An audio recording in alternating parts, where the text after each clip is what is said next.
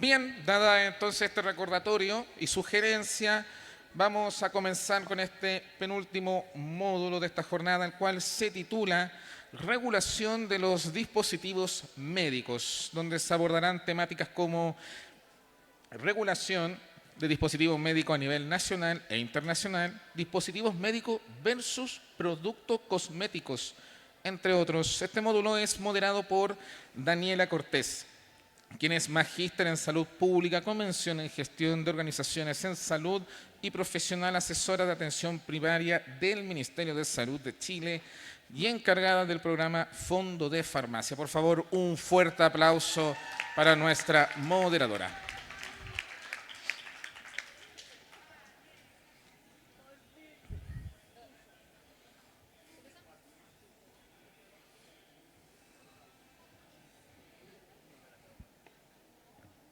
¿Aló?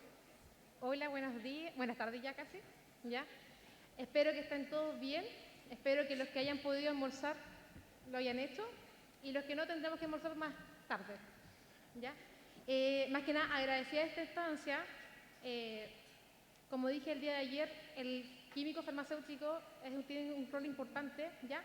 Y entre comillas nosotros apoyamos a esta instancia, ¿ya? Y la idea es que acá vamos a estar 4 profesionales desarrollando un tema. Quien me acompaña a mi izquierda es QF Antonio Morris Peralta. Él está trabajando en la Universidad de Chile, en la Facultad de Ciencias Químicas y Farmacéuticos, es profesor adjunto, director académico y profesor en el Diplomado de Asuntos Regulatorios de la Facultad de Ciencias Químicas y Farmacéuticas de la Universidad de Chile desde 2008 a la fecha. También ha trabajado en la Facultad de Química y Biología de la Universidad de Santiago de Chile, ¿ya? En la Academia de Ciencias Farmacéuticas de Chile y en la industria farmacéutica. Démosle un gran aplauso.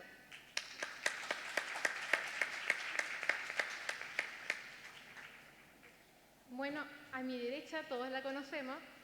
Ella es Isabel, enfermera egresada de la Universidad de Concepción, especialista en manejo de heridas y úlceras y creadora y directora de la Fundación Instituto Nacional de Heridas, presidenta de la Sociedad de Enfermeras Latinoamericanas de Heridas, asesora del Ministerio de Salud, nos ayuda harto, para que ustedes sepan igual, y evaluadora de proyectos FONDER. Démosle un aplauso.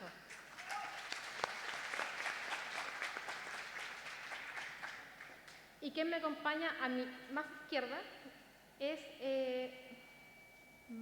María Inés, enfermera egresada de la Universidad de... No, perdón, María Inés Díaz, doctora de Bioquímica de la Universidad de Chile, bióloga con mención en bioprocesos y licenciada en Ciencias Biológicas de la Universidad Católica de Chile, diplomado en Innovación, Negociación Internacional y docente de Emprendimiento, Innovación y Sustentabilidad de la Universidad Bernardo Higgins.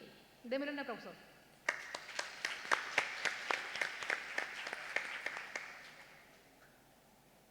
Perdón, estoy un poco nervioso por si acaso, nunca me había tocado. Así que para que tengan piedad conmigo. Ya, ahora la primera pregunta que vamos a desarrollar como equipo. ¿Cuáles son las diferencias entre un dispositivo médico y un producto cosmético?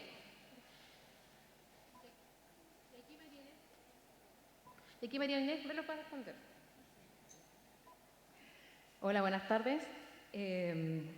Siguiendo con la línea de la mañana, aquí me toca nuevamente hablar de definiciones duras, estrictas, y lo primero de lo cual nos toca hablar, ¿no es cierto?, es de las diferencias que existen entre un dispositivo y un cosmético.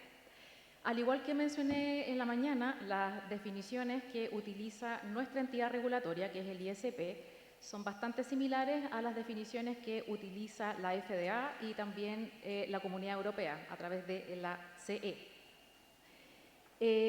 Hablando estrictamente desde el caso de Chile y la definición de nuestra entidad regulatoria, vamos a ver que los dispositivos médicos corresponden entonces a productos que entran en la categoría de instrumentos, también pueden ser equipos, pueden ser aparatos, materiales, se suman los software también, o artículos y sus componentes que tienen como destino prevenir, diagnosticar o o tratar enfermedades y discapacidades.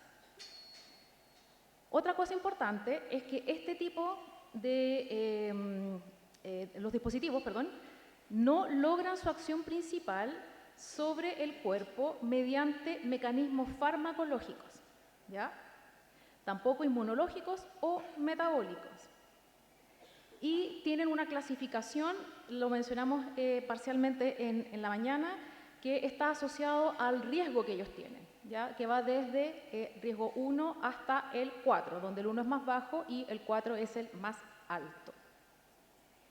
Si comparamos esta definición con lo que son los productos cosméticos, nuevamente por definición de nuestro ISP, corresponde a un preparado que se aplica externamente a nuestro cuerpo con fines de embellecimiento, conservación de propiedades físico-químicas normales de la piel que carezca de un efecto sistémico, ¿ya? De uso externo, sin acción terapéutica. Tienen prohibición de declarar acciones terapéuticas, eso igual es importante, de uso masivo, diario y permanente, y se aplica en pieles sanas. A modo de ejemplo, en el caso,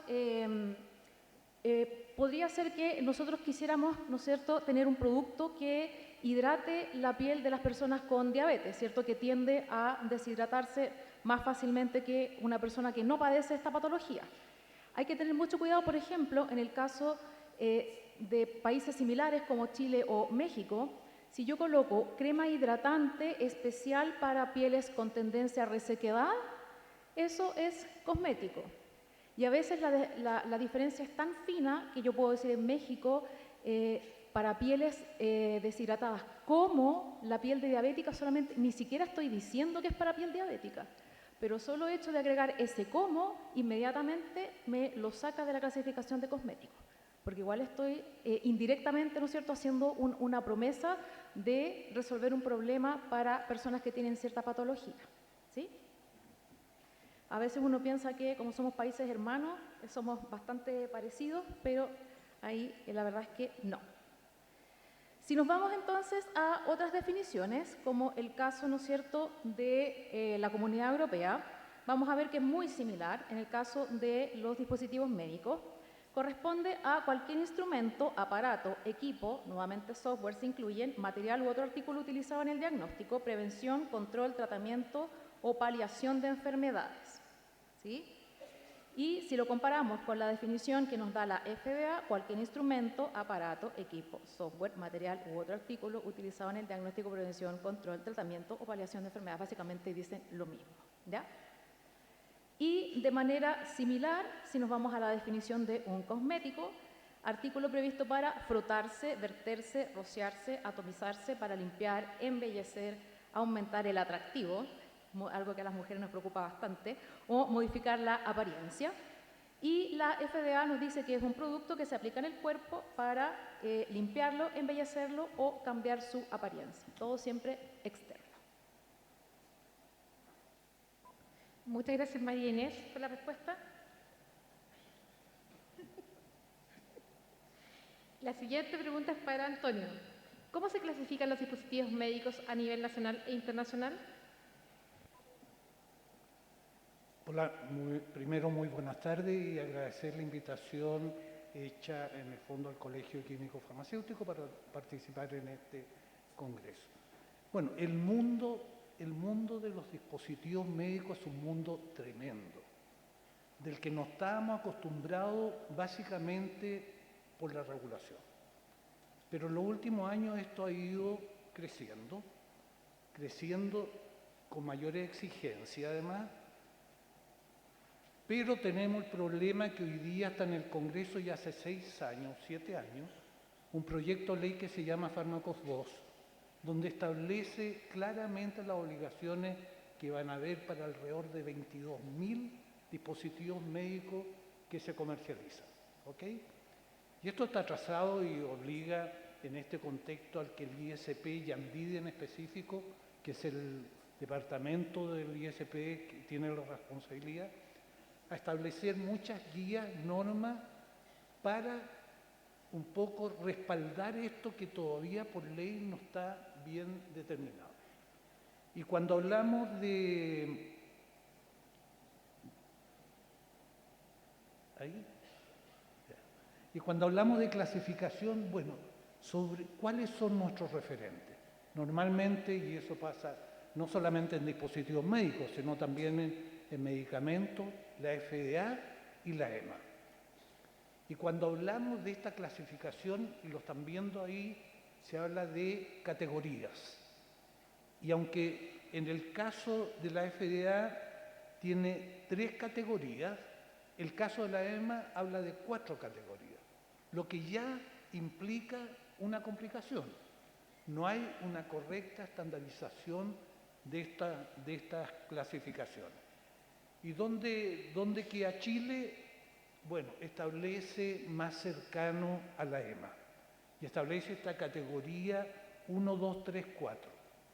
La categoría 1 es la de menos complejidad, hacia la 4 que por supuesto es de mayor complejidad. Y ahí va estableciendo cómo se ordena esta tremenda masa de productos farmacéuticos, de dispositivos médicos. ¿Qué es lo que pasa? Y para conocimiento hoy día tenemos solamente 10 dispositivos médicos que son de registro obligatorio. Todo lo demás no lo es. Y aquí también se nos presenta otro tema que posiblemente lo vamos a conversar más adelante. Bueno, ¿qué dispositivos estamos manejando? ¿Cuál es la condición regulatoria y cómo nos debemos manejar? Y reiterar, de 1 a 4, de menor a mayor.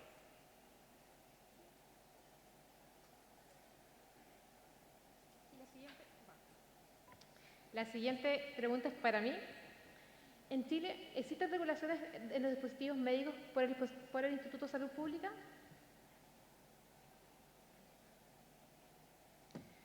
Y efectivamente, los dispositivos médicos se regulan bajo la Ley 19.497 y el Reglamento de Control de Productos y Elementos de Uso Médico, el Decreto Supremo 825, en cual indica en su artículo 31 que es el Instituto de Salud Pública el que fiscaliza de las entidades que realizan control y certificación de los elementos y artículos de uso médico.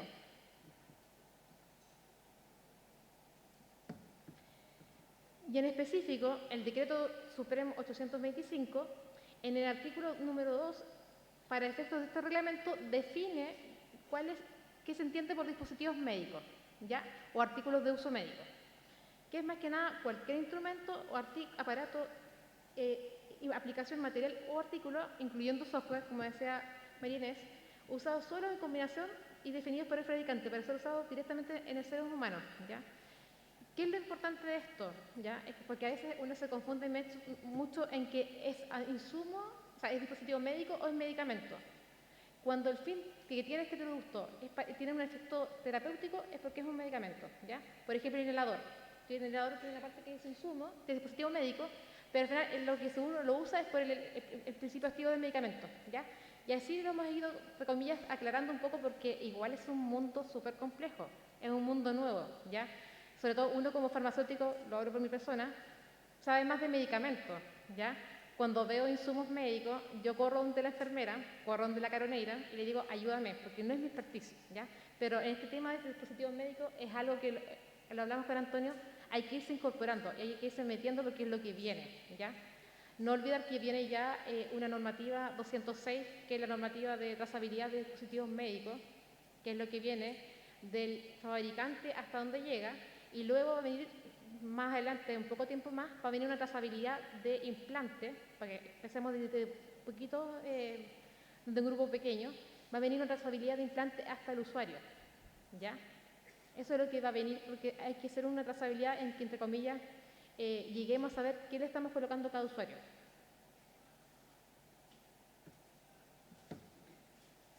Otro decreto que igual es importante es el decreto 342, que incorpora los productos que indican el régimen de control sanitario, los guantes, el guante quirúrgico de caucho para un uso, guantes de caucho para examen médico y preservativos y condones de látex, ¿ya? Esto igual es importante por todos los problemas que hemos tenido con los preservativos, ¿ya? Y por último, como ya le explicaba, me adelanté como siempre, la normativa 200, decreto 244 de vigilancia sanitaria, ¿ya? Que esta aprueba la norma técnica, como les decía, la 204, sobre la seguridad del paciente y la calidad de la atención respecto de la seguridad en el uso de dispositivos médicos, tecnovigilancia, ¿ya? Esta normativa es la que hace que todo, ante una falla de un producto, por ejemplo, cuando uno llega en jeringa y la utilizan y se quiebra, hagan una notificación de falla de calidad, ¿ya? Y lo otro, también importante, es el decreto 163, en que se aprueba la norma general técnica 226, que obliga la obligatoriedad de implementar un registro de trazabilidad, ¿ya? Y eso es lo que está viniendo y lo que se está cumpliendo en las fechas, de poco a poco, ¿ya? Más adelante sí o sí va a venir la trazabilidad en medicamentos, y es algo que tenemos que estar atentos y dispuestos, porque tenemos que llegar a lograr saber tanto un dispositivo médico como un medicamento que estamos entregando a un paciente, ¿ya?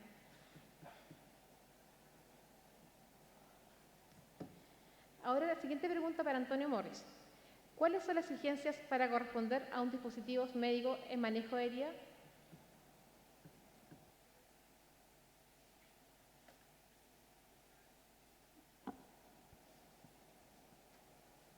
Ok, cuando hablamos de exigencia, un poco tenemos que asimilarla a la exigencia que tienen los medicamentos.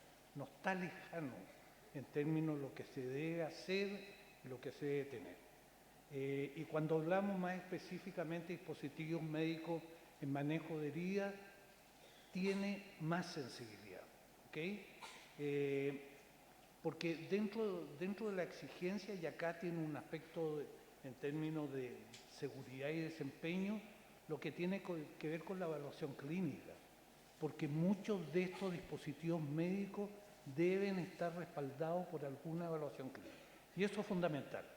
Y eso es fundamental en términos de que a quienes les toque el manejo de esto, tener el respaldo de estos antecedentes, por un lado. La biocompatibilidad, bueno, eso también, es decir, no hay mucho más que decir en términos de lo que se está manejando, y ahí, bueno, y entran todas estas guisos, y en este caso en específico la de 1993, que no causen reacciones alérgicas, adversas, lo que sea, en términos del material que se está utilizando.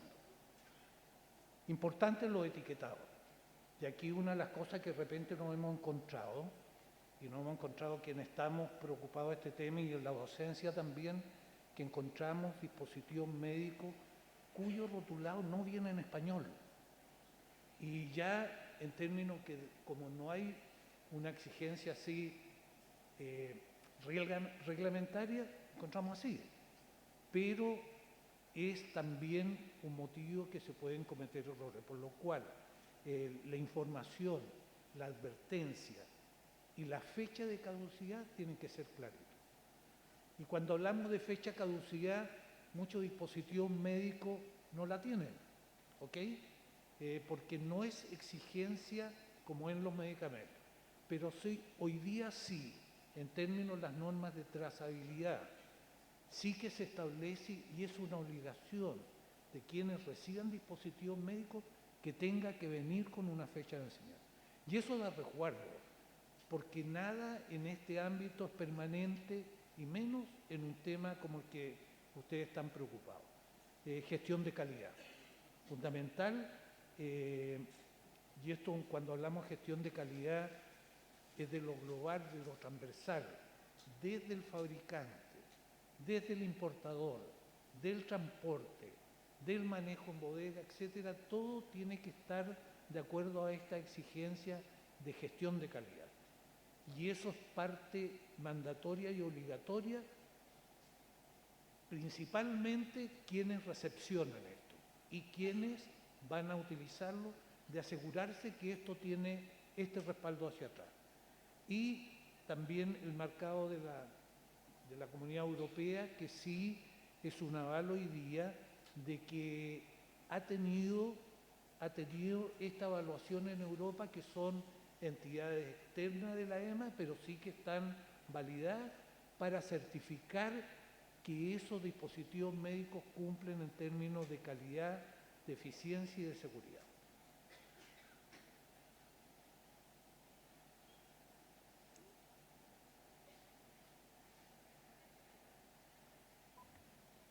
La siguiente pregunta es para Isabel.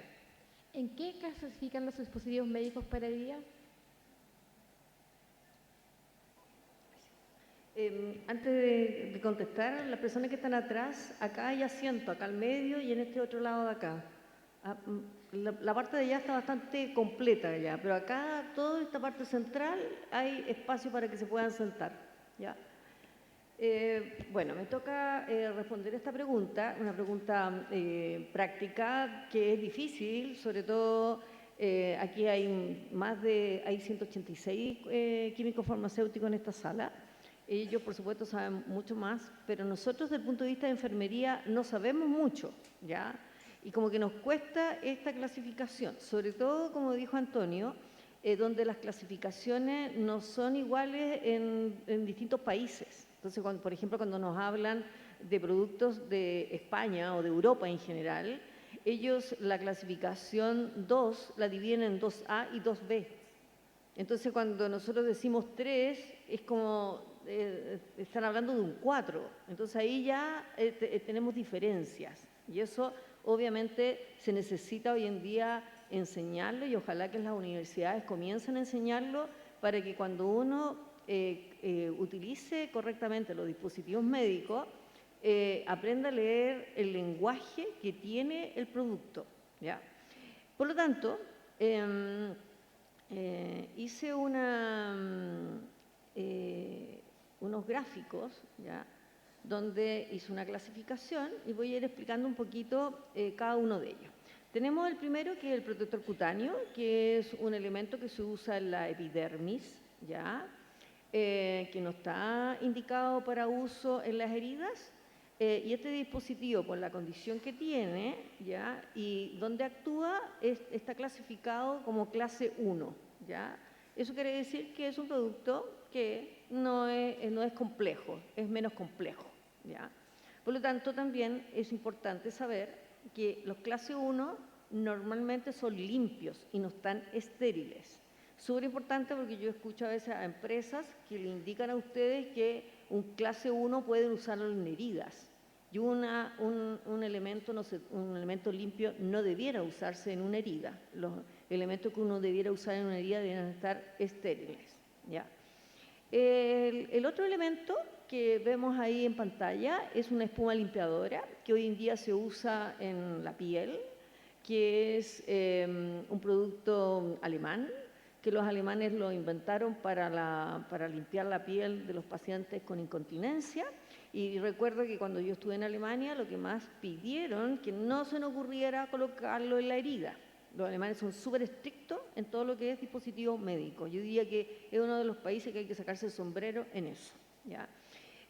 Por lo tanto, este producto ya actúa en la epidermidermis y está clasificado como clase 2, ¿ya? Es un producto limpio que incluso en su envase dice que si uno lo maneja adecuadamente y lo mantiene a una temperatura que no supera los 50 grados, el producto podría durar un año. Después tenemos los limpiadores de herida, ¿ya? En los limpiadores de herida, que habitualmente uno los coloca para limpiar estas heridas, tienen que estar estériles. Y estos productos, tanto algunos apósitos como limpiadores de herida, caen en clase 3. Y una de las condiciones para ser clase 3 es que que sean estériles, ¿ya? Una condición súper importante, un poco lo que decía Antonio, que a veces se encuentran elementos que no vienen con su esterilidad. Un producto que se va a utilizar en heridas tiene que estar estéril. Y hay algunos elementos que nosotros en la herida usamos en clase 4, que son aquellos que van a actuar a nivel celular. ¿Y cuáles son esos? Las placas. Los apósitos de plata y los apósitos de cobre. Ya los apósitos de cobre se comienzan a comercializar a nivel mundial, en Chile ya están llegando, son clase 4. ¿Por qué? Porque su acción es a nivel celular. Otros ejemplos tenemos los zapatos de descarga. Un zapato de descarga es un producto limpio que se usa para descargar, por ejemplo, los pies diabéticos, pero algo muy importante que dijo Antonio es que el zapato o los productos para hacer un dispositivo médico tienen que tener fecha de vencimiento, ¿ya? Por lo tanto, muchos a uno como profesional clínico, como enfermero, le llama la atención que estos productos vengan con fecha de vencimiento, o como por ejemplo los sistemas compresivos, que uno dice, pero ¿cómo? Pues, pero efectivamente, para clasificar como un dispositivo médico, una de las condiciones que tiene que tener, aunque sea un clase 1, tiene que tener su fecha de vencimiento, ¿ya? Después tenemos los ácidos grasos hiperoxigenados, que estos actúan a nivel dérmico y están clasificados como clase 2. Los apósitos, vimos que los apósitos con plata son clase 4, por lo tanto la exigencia como para que cumpla como dispositivos médicos son bastante más altas, y hay algunos apósitos, como los que estamos viendo en pantalla, que es un DAC o los mieles, clasifican en clase 3. Y hay un apósito que se utiliza como bacteriostático, pero como también actúa a nivel celular, que es los apósitos a base de PHMB, son clase 4. Los cultivos que utilizamos para tomar exámenes a los pacientes, los equipos de curación que usamos nosotros en los establecimientos, porque hay equipos de curación que son clase 2, que son de uso doméstico, ¿ya? Incluso hay algunos clase 1 que son de uso doméstico, pero los que se utilizan en los establecimientos de salud son clase 3, tienen que cumplir indicaciones, ¿ya? Y las jeringas, que a veces las usamos para lavar la herida, son clase 3. Y finalmente, en la fijación, ay, perdón, no lo había pasado, yo estaba feliz aquí. Gracias. Sorry. Bueno, eso eran clase 3, los cultivos, los equipos de curación, las jeringas. Y las fijaciones, ¿ya? Tenemos entonces las cintas adhesivas, las vendas semielasticadas, que vienen limpias, no vienen estériles, pero sí tienen que tener su fecha de vencimiento, son clase 1. Y los sistemas compresivos, para que clasifiquen como un dispositivo médico, van a venir limpias, pero tienen que venir con su fecha de vencimiento y también son clase 1.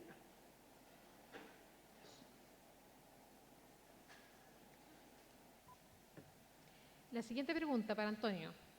¿Cuáles son las condiciones de una bodega para almacenar dispositivos médicos de vías?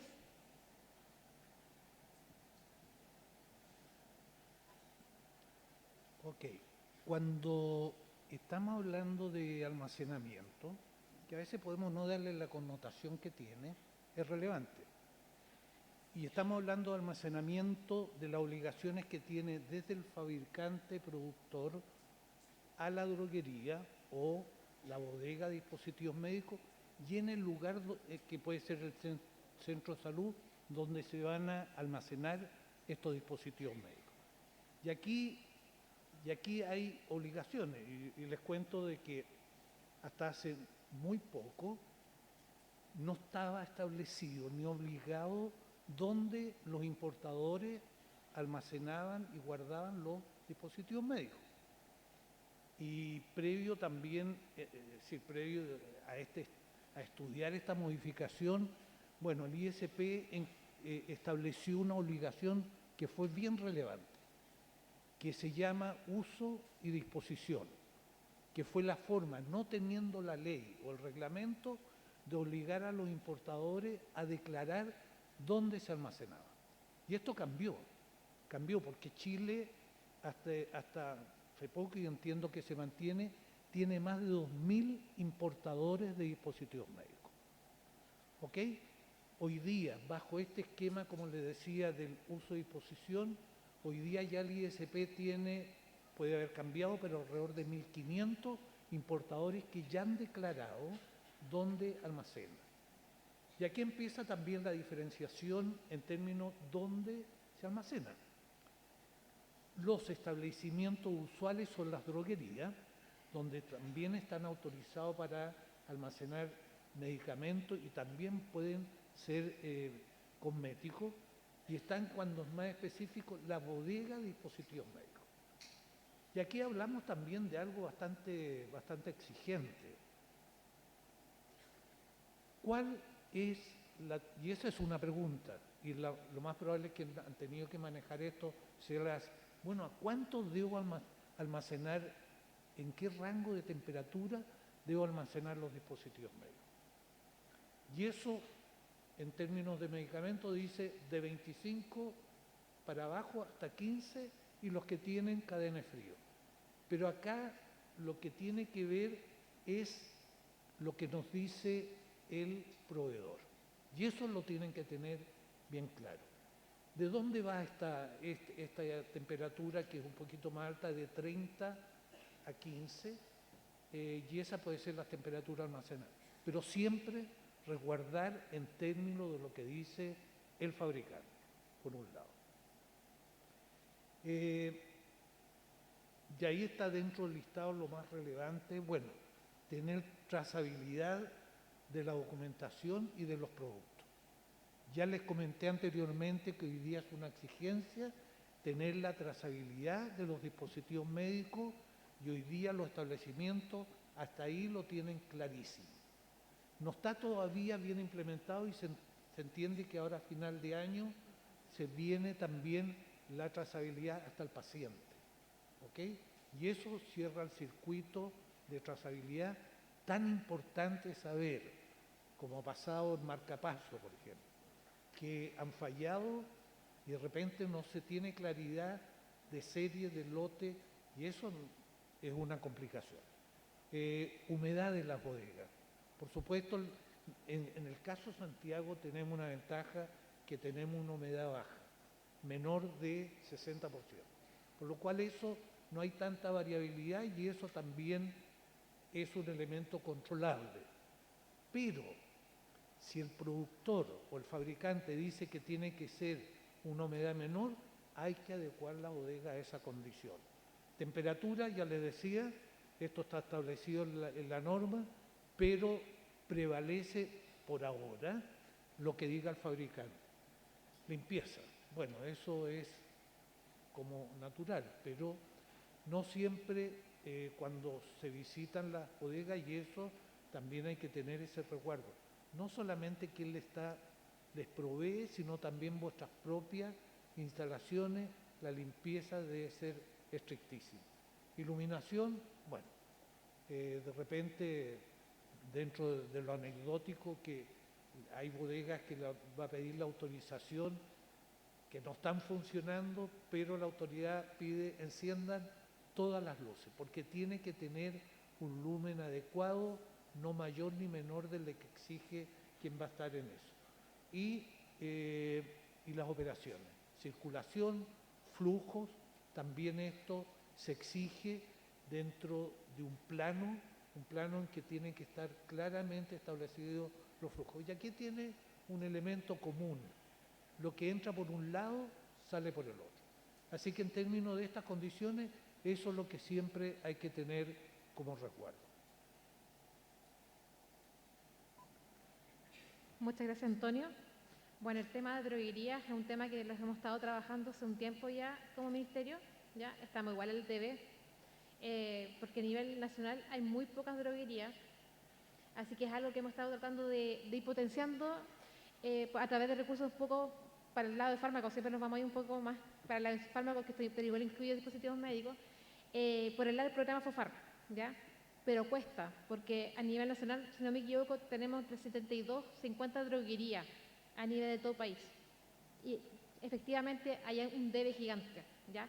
Pero como dice Antonio, es lo que debemos tener que ir trabajando, las condiciones adecuadas, ¿ya? Porque esto es mucho en la base de la calidad. Tenemos que asegurar la calidad, tanto de la atención como también de los insumos, medicamentos que estamos utilizando, o dispositivos médicos en este caso. La siguiente pregunta es para María Inés. ¿Cómo se deben eliminar los dispositivos médicos?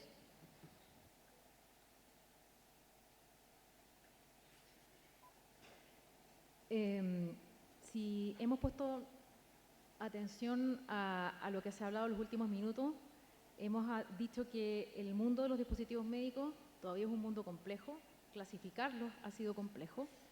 Por lo tanto, uno intuitivamente podría pensar, bueno, ¿y qué pasa cuando tengo que eliminarlos? Eso es un mundo más complejo todavía, ¿ya? Y obviamente va a tomar mucha relevancia, está tomando mucha relevancia también, pensando en que nos preocupan los desechos en general, no solamente los de los dispositivos médicos. Tenemos problemas con otros tipos de desechos que son los tecnológicos, que son de uso mucho más masivo, y ya es un mundo complejo. Por lo tanto, esto también está bastante en pañales, podríamos decirlo de alguna manera. Acá en Chile hay algunos países que sí nos llevan la delantera, por supuesto. Y lo primero que hay que considerar es que la eliminación de los dispositivos médicos hay que hacerlo de acuerdo a la normativa local. ¿Ya? Por lo tanto, Chile tiene la suya, México tendrá la suya, Europa como Unión Europea tendrá la suya y Estados Unidos la correspondiente. ¿Sí? Si ponemos, por ejemplo, a Chile, obviamente uno podría pensar que no existe una normativa y específicamente es así. ¿Ya? Nosotros no tenemos una normativa específica que hable exclusivamente de los dispositivos médicos. Por lo tanto, cuando tengamos que eliminar este tipo de elementos, tenemos que regirnos por las leyes y por los reglamentos que están destinados a regular la gestión de los desechos hospitalarios, ¿ya? Sobre el reglamento de manejo de residuos de establecimientos de atención de salud en el decreto 6 del Ministerio de Salud, que se conoce también como el famoso manejo de los REAS, ¿ya?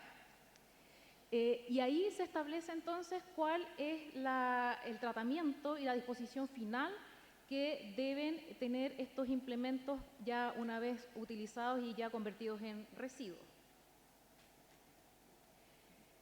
En este reglamento se habla de distintas clasificaciones, ¿sí? Están entonces los residuos especiales, están los cultivos, los residuos patológicos, sangre, productos derivados, ¿cierto? Y cortopunzantes.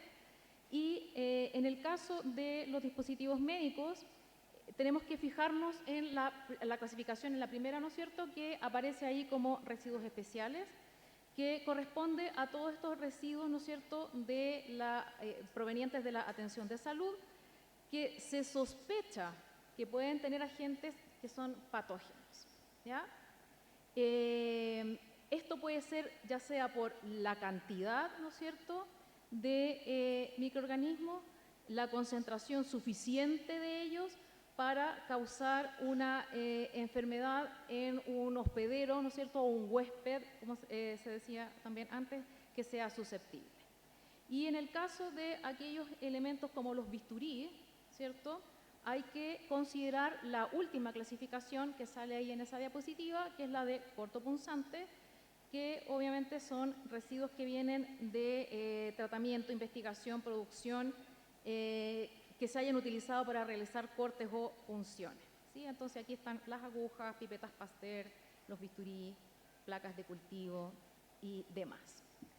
Como les mencioné anteriormente, existen países que por supuesto nos llevan la delantera con respecto al manejo de estos residuos y como Isabel bien citó a Alemania, que es un país que no solamente maneja bien este tipo de desechos y residuos, sino que también otros. Acá yo les tengo el ejemplo de una empresa con sede en Hamburgo, que es Truster, y ellos, bueno, también se mencionó acá lo importante del flujo unidireccional, ¿cierto? Y en el caso de los desechos y los residuos también hay que manejar ese sentido unidireccional, que es lo que se ve, ¿no es cierto?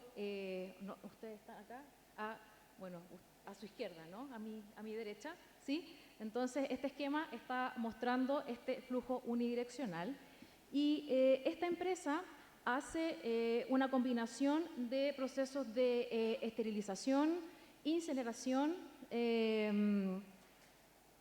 y los clasifica entonces a estos residuos en sólidos, líquidos, que no sean sangre y sangre, ¿ya? Entonces, además, tienen incluidas algunas otras etapas que están protegidas, ¿no es cierto?, de manera industrial, por lo tanto puede que haya algún tipo de patente de por medio. Entonces, ellos hacen un juego, van combinando esterilización, incineración, trituración y finalmente, no sé si se alcanza a visualizar tanto que las bolsitas que quedaron debajo, ¿no es cierto?, de estas maquinarias que se ven, estos que parecieran refrigeradores grandes, pero en realidad son incineradores y esterilizadores grandes. Entonces, básicamente van quedando con una apariencia final que puede ir como un sólido como un plástico relativamente molido, relativamente grande, otro que va a quedar con una apariencia un poquito más similar a arena, arenisca, y eso es mucho más fácil, según la regulación alemana, después disponerlos finalmente, ¿ya? Ahora, donde también hay que poner ojo, estos dispositivos que pueden tener plata o cobre, en algún minuto, así como se recuperan algunos iones, ¿no es cierto?, que están dentro de estas placas tecnológicas y que forman parte de la estructura de los celulares. A lo mejor a alguien se le podría ocurrir, bueno, a lo mejor podríamos hacer algo para recuperar eso. Bueno, quizás, no lo sabemos, en un futuro tal vez sea parte de la discusión, pero en este momento estamos todavía en una nebulosa.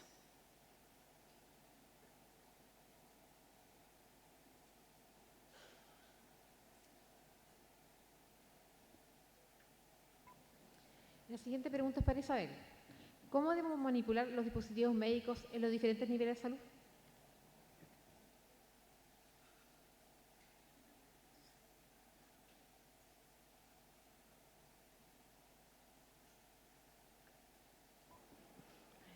Ok. Una de las cosas importantes de los insumos que vamos a utilizar es que el insumo tiene que estar en perfectas condiciones de empaque, ¿ya? Hoy en día en el mundo, en países más desarrollados, se le da mucha importancia al empaque, ¿ya?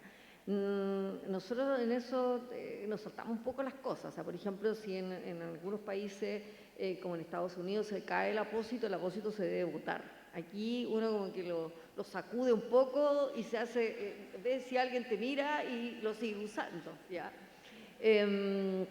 Son cosas que ocurren cuando te han pasado el apósito y es como el regalo que te dieron. Por lo tanto, hoy en día se le da mucha importancia a ese empaque. Este empaque debe estar indemne, debe estar seco, debe estar con su fecha de vigencia y control químico virado. Ahora, en cuanto al control de vigencia, ¿ya? En varios países desarrollados me ha tocado ver que más que la vigencia, se vigila mucho que el almacenaje del producto y la humedad sea las correctas. En general, los apósitos no deben ser almacenados en temperaturas sobre 25 grados Celsius, sobre todo los hidrogeles, los hidrocoloides, porque se alteran, ¿ya? Por lo tanto, como uno no tiene bodegas para algunas cosas, sino que la bodega los tiene todo, la norma debería ser que en cosatería no debieran superar los 25 grados Celsius. Y la humedad fluctúa entre 60 y 85 grados.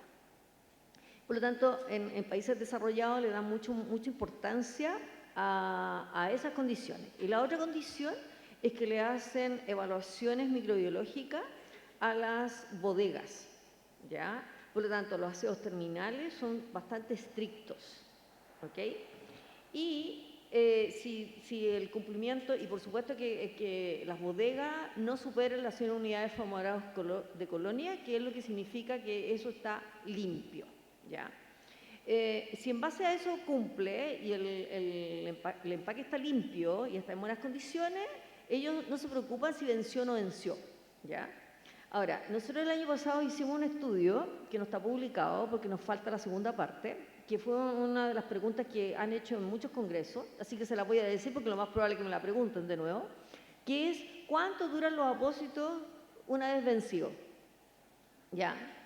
Bueno, lo estudiamos en muchos apósitos, en los hidrogeles, en los hidrocoloides, en los alginatos, en los apósitos con plata, en las mieles, en apósitos que habían cumplido estas condiciones, ¿ya?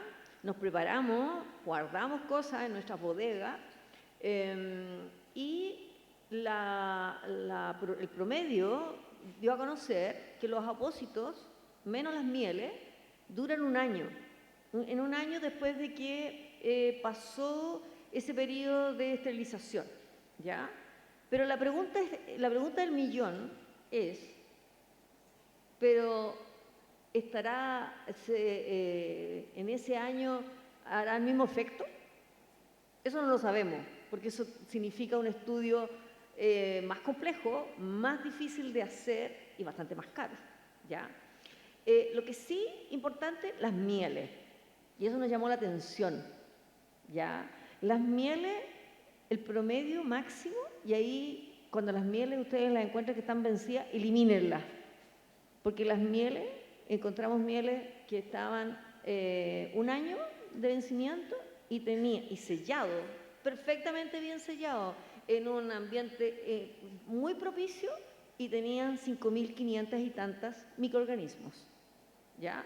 Y les pregunté al fabricante por qué sucedía eso, me decía que a pesar de que se esterilizaba en rayos gamma, como era un producto vivo, era por eso que había una carga microbiana alta cuando pasaba el tiempo de esterilidad, ¿ya? Por lo tanto, la norma chilena es que apósito que está vencido es un apósito que no debiera usarse, por lo menos acá en nuestro país, donde a veces las condiciones ambientales donde se guardan los insumos no son los adecuados. Otra de las cosas es el transporte de material, ¿ya? Cuando uno transporta de una bodega a una sala, es importante que el material estéril se transporte ya sea en un carro hermético o, si no tengo, como es lo habitual, en una caja lavable como la que estamos mostrando en pantalla, de manera que este producto no se vaya a caer, no le vaya a pasar algo, no vaya a sufrir alguna contaminación.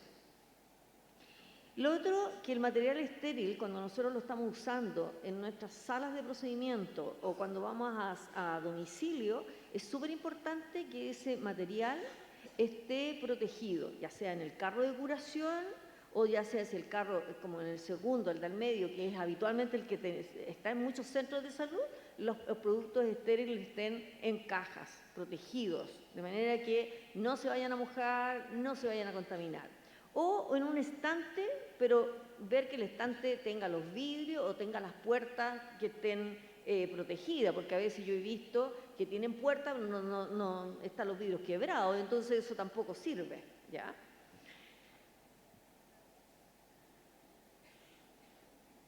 En cuanto a los limpiadores, y aquí también algo que encontramos este año, es que los limpiadores en general, cuando uno mira los limpiadores no tienen fecha de vencimiento, pero cuando uno le empieza a buscar el sello de esterilización, los limpiadores no tienen en qué fue esterilizado, ¿ya? Porque el limpiador, la botella está estéril, pero el producto que uno le echa a la botella, el producto es el estéril, ¿ya?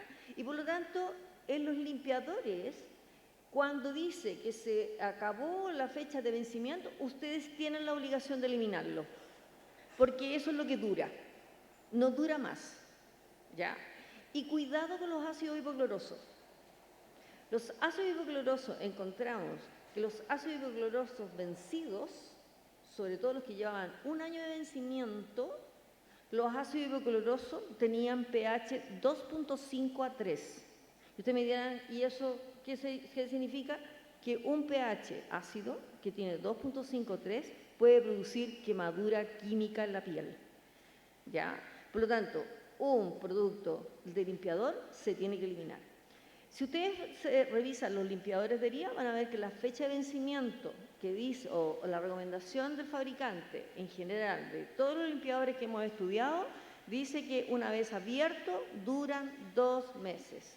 Cuando nosotros lo evaluamos en la parte clínica, efectivamente duraban 2 meses, ya sea en el área limpia del carro de curación o adentro del carro de curación, o si lo dejábamos en domicilio, ojalá en una caja hermética de Plumavit sellada, porque aquí en Chile y en Latinoamérica en general, los familiares les encanta meterse en las cosas que nosotros dejamos.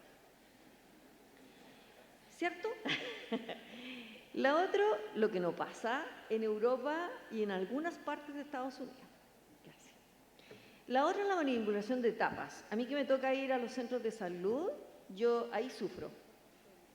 Porque lo que más exijo y los enfermeros que trabajan en la institución son súper estrictos en la técnica séptica, ¿ya? Y una de las cosas muy importantes es la manipulación de los productos. Y a mí me toca ver cómo la gente abre las cosas y deja los productos abiertos. Estamos trabajando en un ambiente donde a veces la carga bacteriana es muy alta. Entonces, el fabricante te dice que va a durar 2 meses una vez abierto, pero siempre y cuando la tapa le protejas la tapa, ¿ya?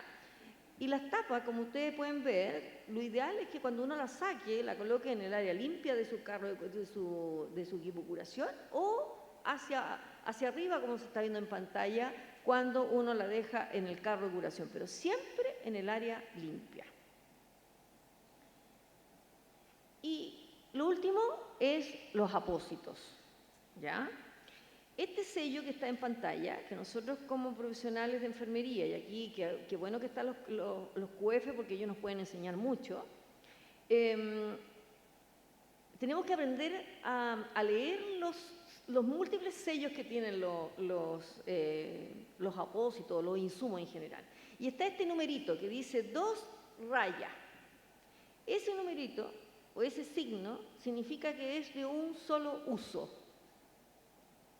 Y si ustedes, cuando lleguen a su centro de salud, mañana algunos, a lo mejor otros la próxima semana, fíjense que o los apósitos que le regalaron la empresa, se van a dar cuenta que todos los apósitos tienen ese sello. Eso significa que usted lo abrió, usó lo que necesitó y el resto lo botó. ¿Qué opinan ustedes sobre eso? Y algunos dijeron, ¡ah! Cuando yo vi eso en Alemania, que un médico estaba haciendo una curación, sacó un apósito, botó el 80% del apósito y yo me salió el grito así espontáneo, ¡ah! Y el alemán me dijo que qué me pasaba.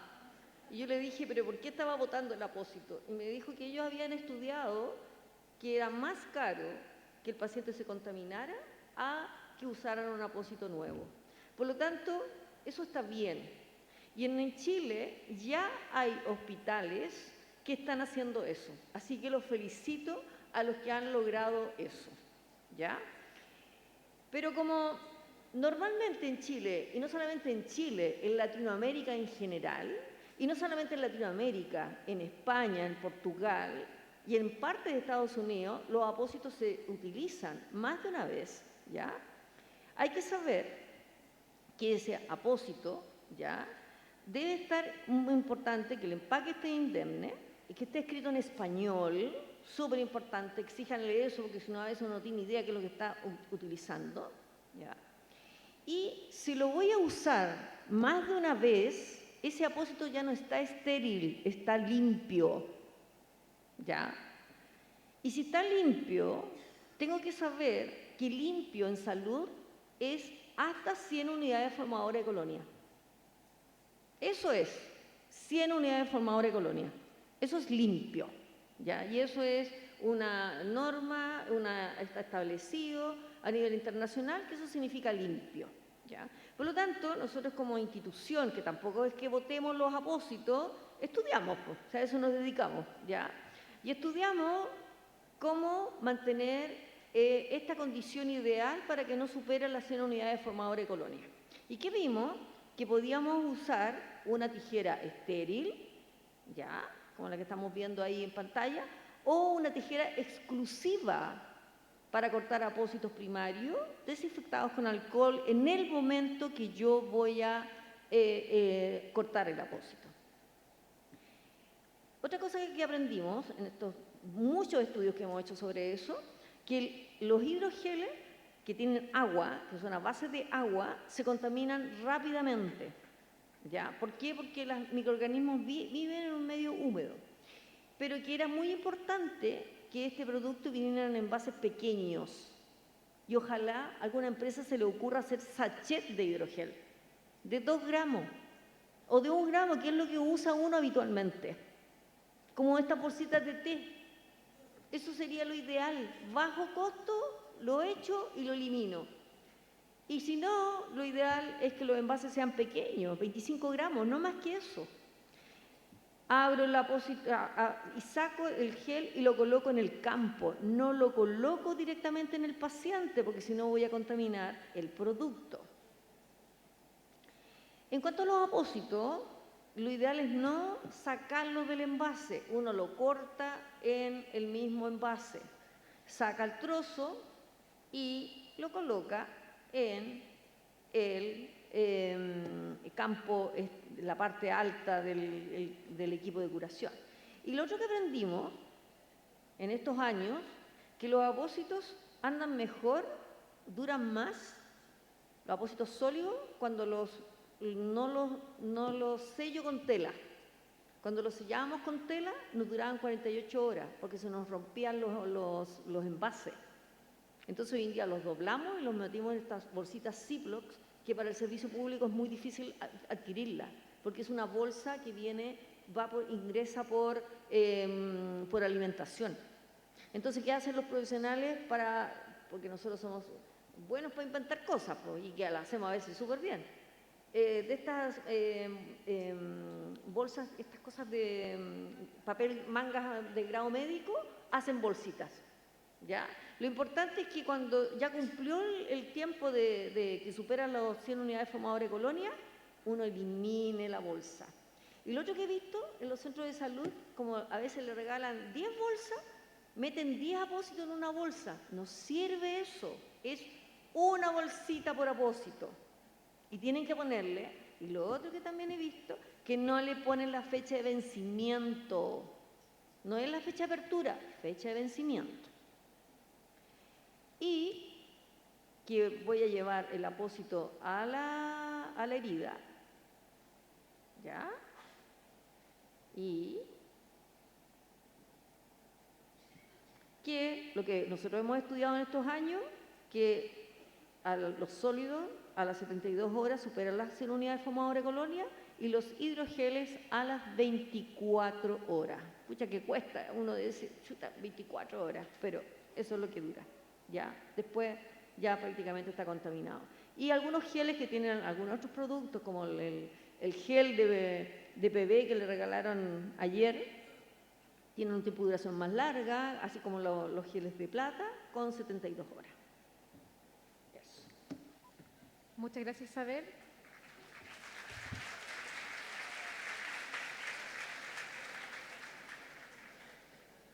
Bueno, ahora vienen las esperadas consultas. Si alguien quiere hacer alguna consulta, ¿están los micrófonos disponibles?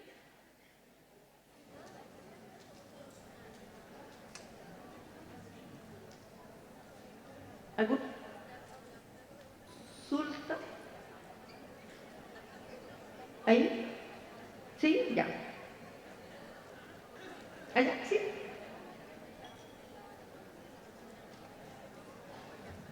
Hola, buenas tardes. Mi nombre es Alejandra. Yo soy enfermera de Servicio Médico Quirúrgico Infantil del Hospital Higuera de Talcahuano y quería hacer una consulta con respecto a uno de los insumos que ocupamos harto para quemados. Nosotros se está ahora haciendo curación de quemados en pabellón de niños y se está utilizando la miel de ulmo, ¿ya? Pero no tenemos claro cuánto dura porque ¿qué hace el médico? Como es igual es un insumo que es un poco elevado de costo, lo reutilizan y lo guardan, lo llevan a pabellón y lo traen de pabellón. Entonces quería hacer esa consulta, ¿cuánto dura ese insumo? Yo no lo sé. Lo único que te puedo decir es que yo trabajé hartos años en un hospital y usábamos, me acuerdo en ese tiempo, el tool de petrolato, hacíamos cajas con tool de petrolato y no sabíamos por qué los pacientes se nos contaminaban todos. Y la caja jugaba entre el pabellón y el servicio de cirugía. El problema es que el cirujano en el pabellón se pone los guantes, mete las manos a veces en la herida, en la zona, con sangre, y esa misma guanta a veces lo mete en la caja. Entonces, cuando me tocó empezar a evaluar estos elementos, vimos que estaban todos contaminados. Entonces, si tú trabajas en un hospital, trabaja con los microbiólogos y dile si te pueden tomar cultivos cuantitativos. Y ahí vas a saber qué está pasando con eso.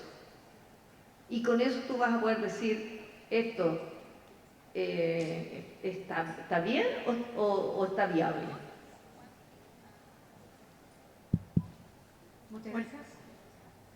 Hola, Bueno, mi nombre es Carmen Rivera y soy especialista clínico y quería hacer una pregunta, me llamó la atención, dentro de la clasificación de dispositivos médicos, los limpiadores de herida están clasificados en 3, porque llegan hasta subcutáneo, y que se recomienda que sean estériles con toda la normativa, pero después se menciona que pueden estar abiertos hasta 2 meses. Entonces, en ese caso, ya no deberían ser solicitados como estériles y no deberían estar clasificados en 3 porque pueden estar hasta 2 meses hasta que la unidad formadora de colonia no se recomienda más uso. Carmen, pero los 2 meses se mantienen estériles. Los limpiadores no pueden tener microorganismos. En el momento que te aparezca un microorganismo, ese producto está contaminado. Cuando nosotros lo estudiamos pensando en qué había estudiado el fabricante, ¿ya? Y cuando nos empezaron a salir 1 o 2 microorganismos, ahí cerramos, porque ese producto debe tener 0 microorganismos, porque esa es su fuente de esterilidad, ¿ya? Y eso es lo que te dice el fabricante, que una vez abierto dura 2 meses. Lo que sí hay algunos productos que son menos estables que otros, y vas a ver que, por ejemplo, algunos productos duran 2 años y otros duran 1 año y medio de estabilidad envasados sin abrir, ¿ya? Una vez abierto, duran 2 meses, pero estériles, no como los apósitos que nosotros usamos, que efectivamente se colonizan. Perfecto. Entonces son los que están recomendados porque fueron analizados acá. Sí. Otros limpiadores deberían someterse entonces a esa evaluación. Sí, y lo otro que estamos trabajando con una universidad, porque hay muchos ácidos hipoclorosos en Chile que no han pasado por Instituto de Salud Pública, y nos encontramos con ácido hipocloroso que tiene una autorización del Instituto de Salud Pública como desinfectante y lo están vendiendo como limpiador de herida, ¿ya? Y le evaluamos toxicidad a los fibroblastos humanos y es altísimo. Ya, yo tengo la próxima semana una reunión con el científico, me va a mostrar los resultados, pero ya me dijo que eran espantosos. Ya, entonces una vez que termine, obviamente se lo voy a mandar a Daniela para que ella pueda bajar la información. Entonces, ojo con los ácidos hipoclorosos que se están vendiendo en el país. Ustedes cuando compren un limpiador de herida, ese limpiador de herida tiene que tener una autorización por lo menos como limpiador de herida, como un antiséptico, no como un desinfectante, porque la empresa te dice, si tengo autorización, pero como desinfectante, porque para superficie inerte, no para cosas vivas. Así que cuidado con lo que estamos haciendo, sobre todo con eso hemos encontrado harta falencia.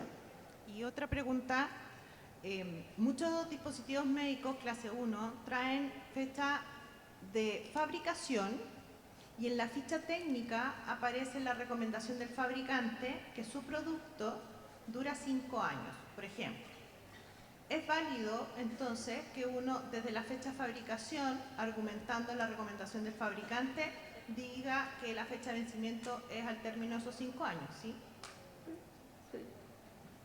En general los tipo 1 tienen una fecha de vencimiento que es bastante larga y habitualmente, por ejemplo, los zapatos de descarga o las órtesis o los fieltros, por ejemplo, o las calcetas compresivas tienen una fecha de vencimiento larga de 5 años más o menos. Hay otra pregunta. Hola. Sí, no tiene audio. Hola, ¿no? ¿Sí? Ah, ahí sí. Hola, bueno, yo vengo de Ñuble, donde las temperaturas en el verano son bastante elevadas, 45 grados o más. Entonces, en vista de eso, ¿cuál sería la recomendación de traslado ideal de los apósitos para las atenciones domiciliarias? Pregunta el millón.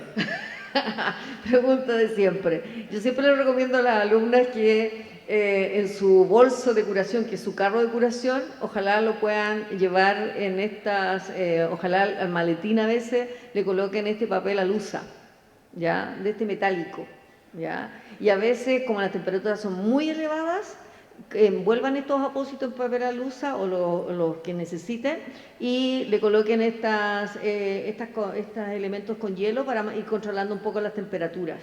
Y algunos que lo han hecho dicen que andan bastante bien. Ya, es como las insulinas, básicamente, que uno las traslada así. Ya, perfecto, gracias. ¿Más dudas? Súper. Tenemos las dos últimas preguntas. Ya. ¿Aló? ¿Sí? Mi consulta... ¿Me escucha? Sí, sí. ¿Sí? Ya. Hola, mi nombre es Elizabeth.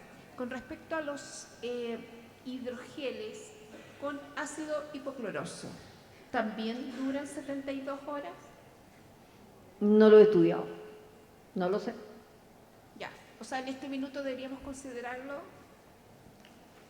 como O sea, 24. a lo mejor podría ser que te durara lo mismo que te dura el gel de bebé, que dura 72 horas. Lo más probable es que así sea, pero no lo hemos estudiado. Ya. Ya. Ya.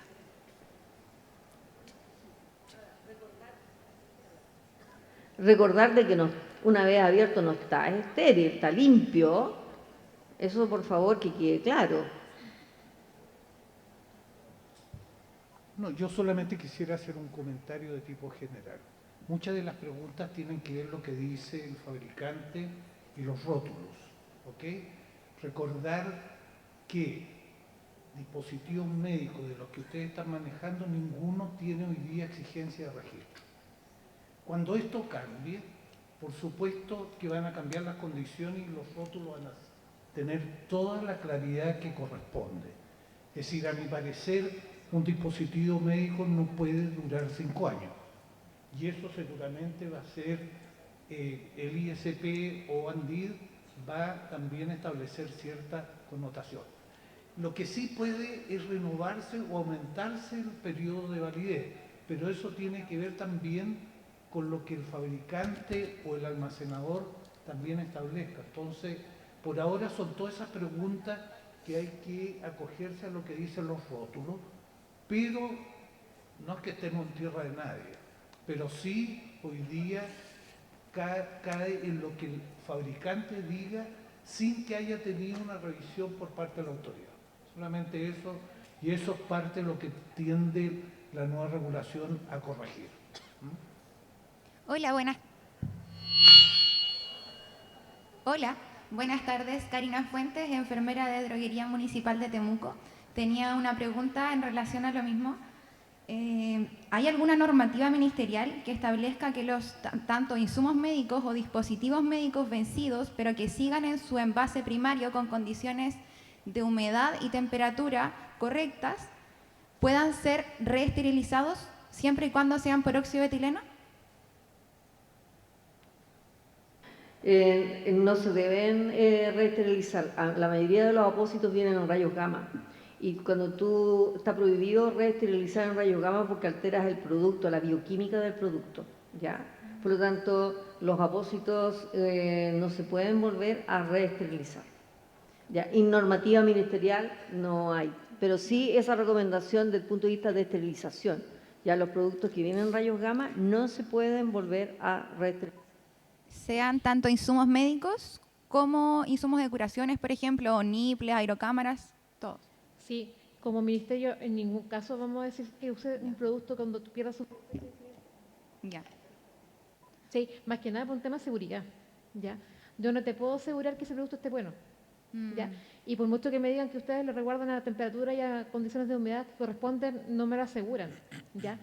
Más que nada también recordar siempre, y es una recomendación, cuando van a domicilio, ojo, si van a domicilio y se les ocurre en el camino pasar a comer, que es normal, no dejen el maletín dentro del auto, ¿ya? Son detallitos que a veces se nos olvidan, pero que cuando yo dejo el maletín dentro del vehículo de transporte y lo dejo media hora, una hora en Ñuble, pueden fácilmente tener 40 grados adentro, ¿ya? Así que ojo con esas observaciones, cuidado, más que nada.